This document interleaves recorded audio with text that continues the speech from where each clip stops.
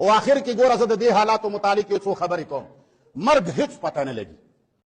قدرمن دوستانو دا مهال تاسو سره تازه ترین خبر شیر کوم چې مفتي منیر شاکر چې د پیښور د ورمړو اوسیدونکی په یوه ناځوان مرګ حمله کې د خپل کور سره نږدې په مسجد کې وفات شو.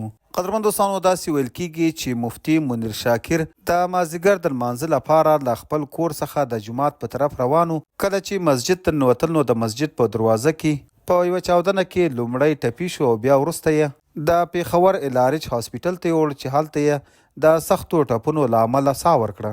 قدرمن دوستانو دا مهال تاسو سره تازه او یو مهم خبر شریک کوم چې مفتي منیر شاکر چې د پښتونخوا یو دیني عالم او مشهور شخصیت وو، نن د پیښور په ورمړو په یو مسجد کې په ډیره ناځواني او بېغیرتي سره شهید کړ. قدرمن دوستانو مفتي منیر شاکر په خپلو آخري بیانونو او خبرو کې ویلي وو چې ما ته خبرداری راکړ شوی دی چې په تا باندې حمله کیږي. وایي چې ما هم څو ځلې د پیښور پولیسو ته حال ورکو چې ما ته سکیورټي راکوي، خو هغوی څه خاص سر پې ونه خوږوو. او وایي چې کومه سکیورټي زما خپله شخصي وه نو هغه هم حکومت راڅخه واخیستله او زه یې دغه نامرده دښمن ته په دواړو لاسونو تړلی یم.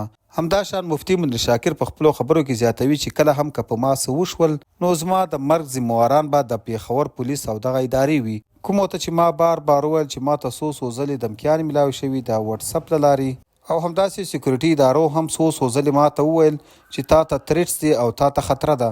خو له یوې خوا دوی ما ته وایي چې تا ته خطره ده او له بلې خوا یې زه ورته په دواړو لاسونه وتړلم.